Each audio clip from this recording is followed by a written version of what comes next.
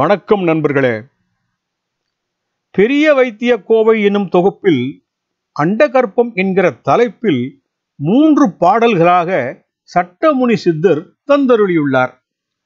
கருங்கோழி முட்டையை சரியான பக்குவத்தில் செய்து சாப்பிட்டு வரும்போது உடம்பு கல்தூண் மாதிரி வலுவாகிடும்னோ, விந்து கீழே விழாம இறுகி ஆரோக்கியமா சந்தோஷமா இருக்கலாம்னு ரொம்ப எளிமையான பக்குவத்துல சொல்லி இருக்கிறார். கோழிகளின் இனத்தில் கருமையான நிறத்தில் இருக்கிற கோழி வகை ஒன்று இருக்கிறது. இன்றும் கூட கிராமங்களில் இந்த வகையான கோழிகளை வளர்த்து வருகிறார்கள். சட்டமுனி சித்தரை போன்ற பல சித்தர் பெருமக்களும் கருங்கோழியை தமது மருந்து பக்குவத்தில் சொல்லி இருக்கிறார்கள். இத்தனை பெருமக்களும் கருங்கோழியையும் கருங்கோழி முட்டையையும் பற்றி சொல்லி இருப்பதை பார்க்கும்போது உண்மையிலேயே கருங்கோழியில் ஏதோ ஒரு மகத்துவம் இருக்கத்தான் வேண்டும் என்று எண்ணத் தோன்றுகிறது. பாடலை பார்த்து வரலாமா? பாடினதோர் கற்பத்தை கடந்த பின்பு பார்மைந்தா அண்டத்தின் கற்பஞ்சொல்லே. முதல் பாடல்ல கருங்கோழியோட முட்டையில கற்பம் செய்கிற பக்குவத்தை சொல்லி இருக்கிறார். முதலாவதாக கருங்கோழியும் கருங்கோழி சேவலும் சேர்ந்து வளர்கின்ற இடங்களில் கிடைக்கிற கலப்பினமில்லாத முட்டைகளாக பார்த்து எடுத்துக்கணும். கருங்கோழியோட முட்டைகள் கருமை நிறத்துல இருக்காது, லேசான வெளிர் சிகப்பு நிறத்துல இருக்கும். அடுத்ததா ஒரு வாயகன்ற மண் பாத்திரத்துல கல்லுப்பை போட்டு அந்த கல்லுப்புக்கு இடையில கருங்கோழி முட்டைகளை வைத்து கல்லுப்பால நிரப்பி மூடி வைத்து விட வேண்டும்.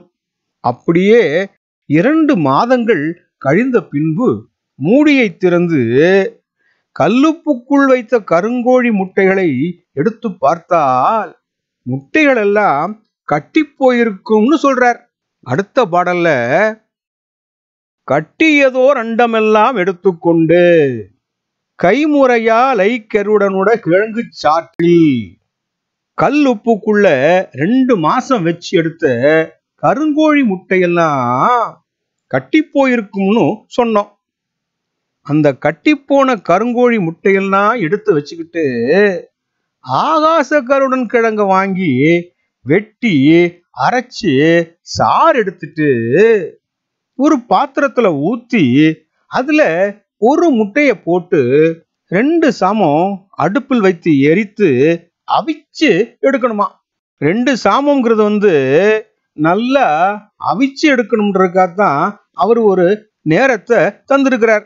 அப்படி அவிச்சு எடுத்த முட்டையோட ஓட்டை தனியா எடுத்து தூர போட்டுட்டு முட்டைய சரி பாதியா வெட்டி எடுத்துட்டு ஒரு பாதி காலையிலையும் இன்னொரு பாதி மாலையிலையும் தினமும் ஒரு முட்டை வீதமா சாப்பிட்டு வந்தா உடம்புல இருக்கிற அத்தனை துன்பங்களும் நோய்களும் தீர்ந்து விடும்னு சொல்லிட்டு அடுத்ததா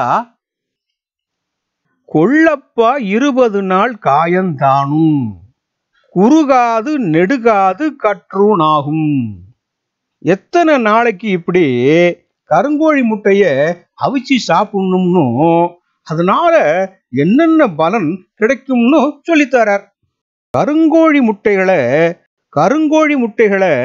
கல்லுப்புக்குள்ள வச்சு 2 மாதத்துக்கு பிறகு கட்டியாகி போனதும் வெளியே எடுத்து பத்திரப்படுத்தி வச்சுட்டு தினமும் ஒரு முட்டை வீதம் ஆகாச கருடன் கிழங்கு சாற்றில போட்டு அவிச்சு எடுத்து அந்த முட்டைய சரிபாதியா வெட்டி காலையிலையும் மாலையிலையும் ஒரு 20 நாளைக்கு தொடர்ந்து சாப்பிட்டு வந்தா உடம்பு குறுகாது பெருக்காது, அப்படியே கல்தூண் மாதிரி ஆகிடும்னோ, விந்து கெட்டி ஆகிடும்னோ, அதனால மேல ஏறி பாயும்னோ, கீழே வழிந்து விடாதுன்னோ இந்த கருங்கோழி முட்டை கற்பத்தால உடம்பு ஆரோக்கியத்தால பலன்னு தேஜஸ் கூடி கிடைக்கும்னு சட்டமுனி சித்தர் சொல்லித்தரார்.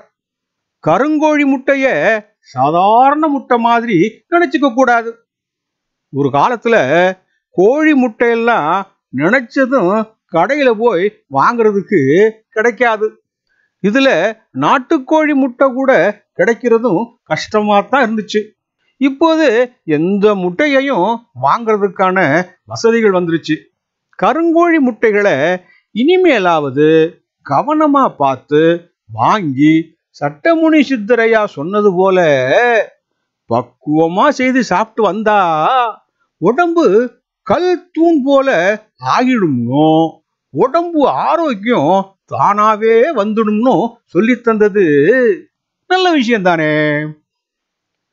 பதிவை பார்த்தவர்களுக்கும் பதிவை மற்ற நண்பர்களோடு பகிர்ந்தவர்களுக்கும் கோடானு கோடி நன்றிகள்.